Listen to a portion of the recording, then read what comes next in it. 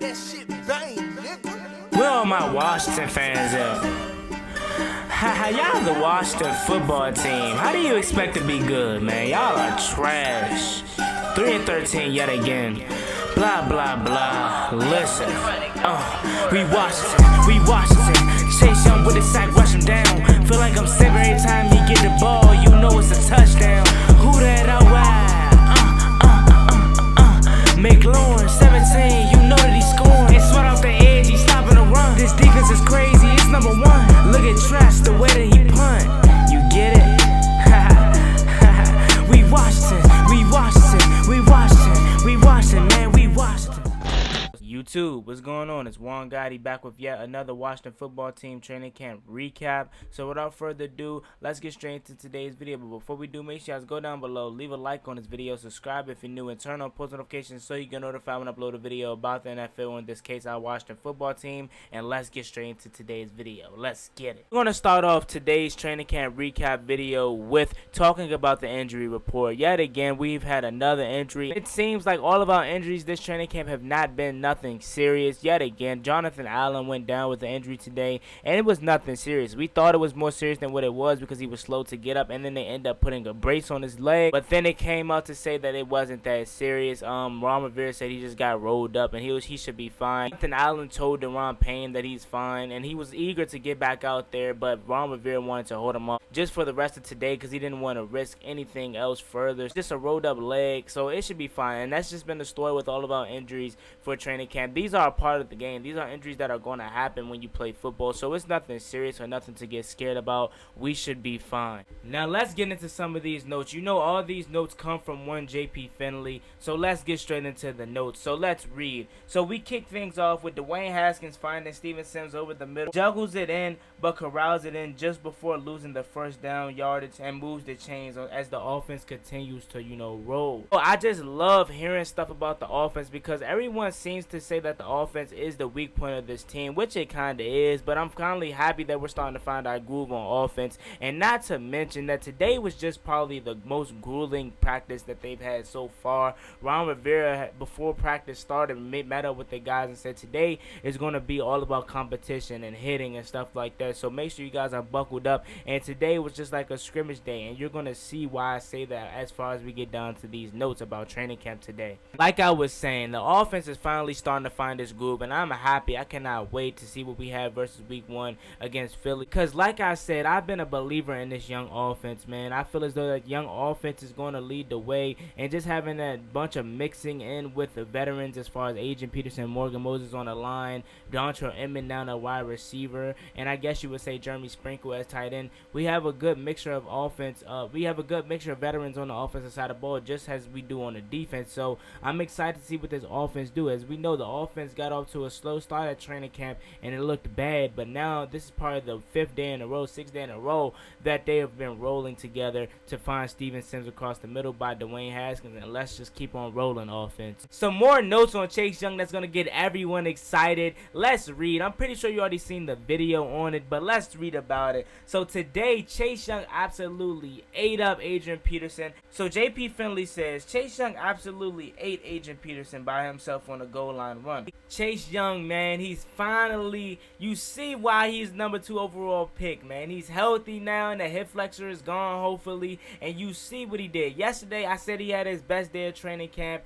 or the day before yesterday, I said he had his best day of training camp, but now I might be taking that back, man. It seems like every day it just gets better and better. Today, he's just been able to stop the run, and he stuffed Adrian Peterson. Isn't it rare to see Adrian Peterson getting stuffed? Because you know, normally, Adrian Peterson finds a lane for himself. It doesn't matter if he gets stopped in the backfield. He always finds a way to gain yards on every play, whether that's a first down, only a gain of 1, gain of 2, whatever. He always finds a way to gain yards. So to see that, man, it just shows you that rookie meets vet. You know, it's supposed to be the other way around. Welcome to the league, rookie. But the rookie introduced himself to the veteran. And I know that's not going to sit well with AP. So I wouldn't be surprised if tomorrow or the next day we have practice, Adrian Peterson gets him back. But that's good for Chase Young, man. I'm excited. And this is just showing you why we spent the number 2 overall pick on him this past draft, man. Chase Young, keep balling, man. And I cannot wait to see you eat up that weak Philly offensive line come week 1. So some more notes on the offense. This should be good for the defense, but not more so the offense, because it kind of worries me a little bit. But we have plays like this. So let's read. Offense has been stuffed on 2 runs, and Dwayne Haskins had Logan Thomas open and rolled out over the middle, but he threw it a little too high. So, like I said, this should be a good thing for the defense, but not so for the offense, and it kind of concerns me because on plays like that, you need it to be on the money, but it all comes with practice every day. As long as he continue to get wrecked with the ones, as he's been doing all of training camp, you're going to see more progress, and it happens. Plays like that always happen, so that's why I'm not really stressing too much, but the good thing for the defense is that we're able to stuff them on 2 runs consecutive. We know that defensive line is nasty, but it's just proving us even more right each and every day to show you that no one can run on them. Good job by the defense. Offense, we need you to tighten up on some throws, but it's okay because it's going to come as training camp continue to progress and as you get into the season. Okay. So the offense finally got the defense back on some plays. They finally were able to punch it in with Antonio Gibson. Let's read about it. 4th and goal, the offense finally breaks the play. Antonio Gibson takes the handoff, power his way up the gut for 6. Extra point is good. Of course, Dustin Hopkins doesn't miss. So, a good strong run by Antonio Gibson. We know that Antonio Gibson is a stud, man, and I cannot wait to see what he has in store for us. We know how good he is catching the ball, but running the ball, to say that he had a strong, powerful run up the gut against this stout D-line, it should show you how good of a player he is. I mean, he said in his presser today, he had a after practice presser, he said that it's nothing that's been really too hard for him. It's just all about getting reps, and he didn't get that at Memphis. So now he's getting all of the reps with the ones. He said that he expected this, but he just wants to stay humble and continue to work because he knows he's not the best just yet. Now move on to the second team as Kyle Allen takes the field. Kyle Allen tried to go hurry up throughout his drive. Had a nice run for a first down by Bryce Love. Had 2 decent runs, and Trey Quinn had a big catch to get open and get them to the 10-yard line. Kyle Allen, we see what you're working with the 2s. Trey Quinn and Bryce Love having some good plays, but Kyle Allen, you're not the starter. I'm sorry to break it to you. If you don't know yet, well, I'm here to tell you. Nah, I'm kidding. Good play by Kyle Allen, and get even more plays by Bryce Love and Trey Quinn. I'm just excited for Bryce Love, man. I know that he's only running with the 2s, but he's getting some time with the 1s and the 2s too, so I'm not really too stressful about that. I'm just happy to see that he's out there, man, healthy, coming off that, leg injury that he had, and it doesn't seem like he's missed a step. So shout out to Bryce Love, Trey Quinn, and Kyle Allen. You guys keep working, man, and I can't wait to see who makes this roster. Terry finally got some notes on Terry McLaurin today. It says Terry McLaurin comes back for a pass that looked to be an interception, but he turned upfield, got tagged, and runs to the end zone. It would have been a touchdown because he would have broke that arm tackle per JP Finley and probably would have dove into the end zone. Of course, we know how good Terry McLaurin is. Okay, so we finally got some notes on the people's corner, Jimmy Moreland. Let's talk about Jimmy Moreland because Ron Rivera loves Jimmy Moreland. So let's talk about Jimmy Moreland. Jimmy Moreland, the people's corner, with 2 huge pass breakups. Haskins tried to go hurry up on the first one, and he nearly picked it off. Haskins threw it to the end zone, and Moreland had a great inside position, batted the ball down. He was upset because obviously he wanted to get the interception, and he didn't get the interception. But it's okay. It's okay, man. You're the people's corner. We'll take pass breakups. You don't get, as long as the receivers doesn't catch it and you just shopping them all game, we can take pass breakups. I know you want that interception, and you're going to get it, but hey, man, take a a pass breakup, man. As long as you don't let them score, we'll be fine, Jimmy Moreland. Jimmy Moreland has really been having a solid camp, and Ron Rivera, like I said, loves him. So I would not even be surprised because he was getting a little bit of work on the outside, as of all these DBs have been. You notice how they said they're not cornerbacks or just safeties, they're DBs. So everyone is getting some work. I don't know about Landon Collins, but I know everyone else is getting some work in the cornerback position, slot and outside. So I wouldn't even be surprised if Jimmy Moreland is playing well on the outside, because a lot of people play well on the outside the slot. I mean, just look at Fabian Monroe when healthy. He played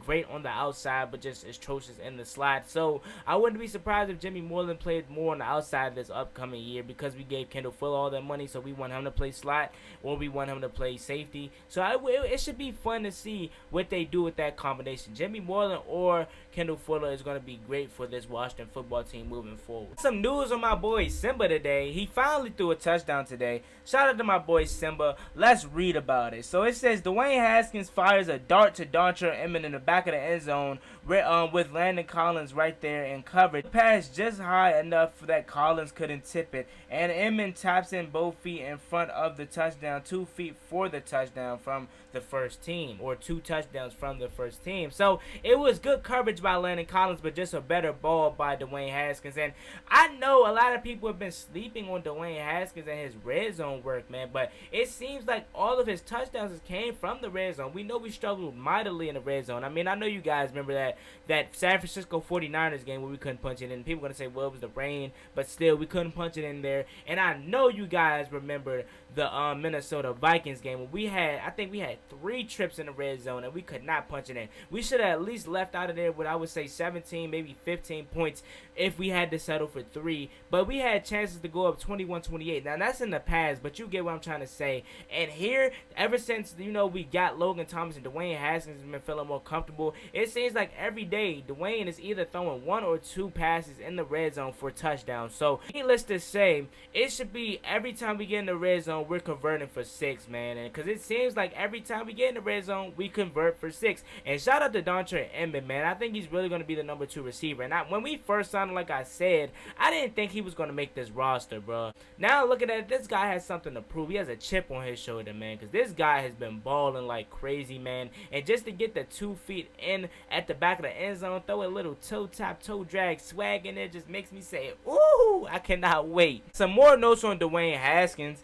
Let's read. Second team defense was able to get a sack on Dwayne Haskins on 2nd down. He connected with Logan Thomas on the big 3rd down gain, but it was still short of the sticks. 4th down field goal team comes on and connects for the score. Like I said, Dustin Hopkins doesn't miss. We know Dustin Hopkins don't miss. So I'm not surprised about this at all. Some more notes just to wrap up the video. Reuben Foster, he went from wearing a big brace to just wearing some little tape on his knee. So maybe that's a good sign that his knee is getting better. News on the special teams that Steven Sims has had a good kickoff return. So we don't know if Steven Sims is still going to be the kickoff return guy, or is it going to be Isaiah Wright? Because I still want Steven Sims to maybe do that sometimes, to be specifically slot, because we know how good he is in the slot, and he's really a key part of this offense, and I don't want to risk no injury on special teams. So if Isaiah Wright is the starter, I'm happy. If Steven Sims is the starter sometimes, I'm happy too. But it seems like he has the leeway because he had a great kick return today in practice. Note on my boy Dwayne Haskins. Dwayne Haskins with a big throw to Steven Sims as he gets his hands in and he drops it right past Greg Stroman. Ryan Anderson did a great job of sniffing out the run. So, like I said earlier, our front 7 looks good, sniffing out the run, stopping them on 2 consecutive plays. Ryan Anderson, Cole Oakham, Kevin Pierre-Louis. A little note on the side is that those were the ones today. Kevin Pierre-Louis, Cole Oakham, and I want to say Thomas Davis was the ones for today at linebacker position. And the last thing I wanted to talk about was my boy Dwayne showing off his will. So today the pockets collapsed heavily on Dwayne, and all that work that he did this offseason paid off because he tucked it and ran for a good gain. So shout out to Dwayne and just being a dual threat kind of quarterback, and I cannot wait to see what you have in store for us this season, my man. You're MVP. I've been saying this. Call me crazy now, but check back with me in 6 months. I want to say 5 months now because it's almost the end of August. So check back with me when that happens. As always, it's big boy Juan Gotti. Like, comment, subscribe, help to the Washington football team, and subscribe if you're new. If you want to be uploaded daily about your Washington football team or DC Sports or NFL. So without further ado, it's big boy Juan Gotti. Like, comment, subscribe, help to the Washington football team. I'm out. Peace.